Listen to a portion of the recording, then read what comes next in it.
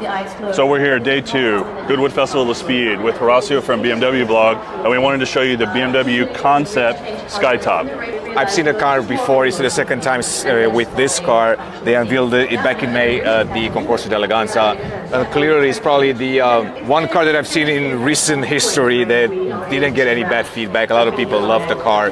I personally love the car. I think it's unique, completely different than anything that I've seen on the road. Of course, it's got some influence from other cars too. Like the Z8, it reminds me of the Z8. Yeah, so I mean, you can see the Z8 clearly from the front, right? I mean, if you look at the shark nose, it's something that you don't see too much on current cars. I mean, you get this really angled nose forward, completely beautiful design there. And then, of course, you have these very slim headlights and taillights as well. We'll take a look at that. The story with the headlights is that they're the slimmest headlights ever put into a production-ready car. So they might have done concepts that were slimmer than this, but when it comes to a production-ready car, the slimmest. And BMW has confirmed the production of this? They have not confirmed that, so that's just a rumor, so basically, that I probably started. But the idea is that they're thinking about doing this car into a production series, and this is the reason why they build this car as really production-ready. So if you look at the previous concept from previous year, which was a Z4 Coupe concept, that car was not really ready for production yet for multiple reasons, but this one, when they designed this car, they had in mind to put it into production. So if it goes into production, that's probably going to happen. Probably like 50 units, over 500K basically. So size-wise, it seems like an 8 Series platform that this is based on. Yeah, so it's based on an 8 Series chassis. Actually, the interior, it's really an 8 Series interior, but the entire body, you know, like underneath, it's really an 8 Series car. But it's quite interesting. I mean, not just the nose, but if you look like at the front here, even this grille, it's completely different. You have this matte material combined with chrome, which is quite different than they've done before. You see these creases here, which, you know, you haven't seen it before because they have an opening here, so that's a functional piece. And this particular piece actually flies through the car all the way to the back. So they actually connect. And even inside the car, you will see this line running across. And if you look from the top, it kind of gives you the idea of like a Rolls-Royce bow tail, essentially. And that's kind of the custom build design they wanted to do with this car. But since you mentioned the wheels, yeah, we should definitely take a look at that. At the first glance, they might look like Alpina wheels, basically. But it's a 2-layer design. So you see this Alpina style is in there, or maybe even BBS a little bit, but then you got a second layer on top. Yeah, it reminds me of an E34, kind of a turbine style wheel that had the placement on the standard wheel from behind. Exactly. I mean, I'm sure they're not easy to clean, honestly, no, if you have this, but it's the worst. I mean, they're just beautiful. And this dual layer design, it's quite cool, and something that honestly I've not seen on a production series car. If you look to the side, I mean, you can clearly see production ready mirror. I mean, that's pretty much an A series thing. So, and then additionally, I think the handle, the door handle, which they finally perfected, I believe, on this model, right? Yeah, so I think the reason why they put this one on, because they were testing this particular handle on the Neue Classic cars as well. So this is probably like preview of what we might see into production series. But it's actually, it's a haptic door handle. So I thought it was electronic. No, you actually have to pull it a little bit, and then it senses that movement and it just opens up. So it's not digital really, it's really haptic. You got to pull a bit and it just opens up. Once again, if you see from the side, it's got a Targa type of design. So it's not a Roadster really, it's more of a Targa. So is that going to be a 2-piece roof or a 1-piece roof? Yeah, so unfortunately we can't do it right now, but we can put some B-roll on top of it. It's a manual install basically. So there are 2 pieces inside the trunk and you have to manually mount it on top. You can see the mounting points as well. So it's a true Roadster. It is, and if you look behind there, it also has the roll bars. You can see them, but it has the roll bars in case of a crash, basically. Yeah, exactly. If you look now towards the back, what you will see immediately is the fact that it's got this reddish brown color right there. But now it's faded. It's fading, yeah. So apparently that was really complicated to do. So like fading that whole thing. I mean, it was painted actually in dingle things. Because it's not a Vision, and you were explaining to me the difference between a Vision concept and a regular BMW concept being pretty close to production as far as the way everything looks. This is a production interior, like you mentioned. Yeah, so the Vision basically, it's just they're trying to showcase future technologies. When they do a concept like this, it's something that's closer to production.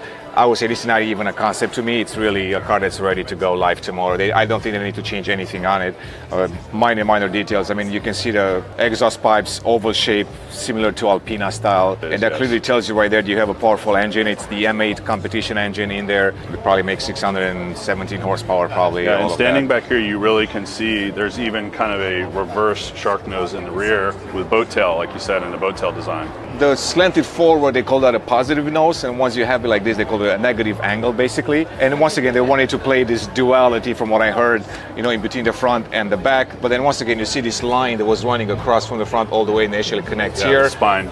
exactly. And I don't recall how to open the trunk. I think it was manually done via the remote. So that's one thing that's going to change by on the production series. But there is an interesting story with the taillights. So the taillights, they couldn't shape the LEDs basically into this. It was really, really complicated. So what they did was they put the LED lights inside the silicone, and that's how they managed to mold it around the car, because they just couldn't do it. And those are really the thinnest they've ever been on a production series car, basically. It's really a dynamic design, and I actually love it from BMW. Yeah, I mean, and it was a surprise, right? Most people were very surprised at Villa d'Este of seeing the car. What you cannot see right now is actually that there is a windshield in the back, electronically operated, and you can lower it or raise it basically. So once the top is on, you can close the back window. And you can close it even without the top on, basically. Yeah, you maybe can to reduce the wind. Or, exactly, noise, wind, all of it. But I mean, you can see the design also from the back. It's more of an M car than anything else, honestly, because you have these really broad shoulders. They also have a really nice divider inside, so the two pieces do not scratch. So there's like a suitcase built-in type of thing to separate the two pieces. If you see right there, it's clearly an A series.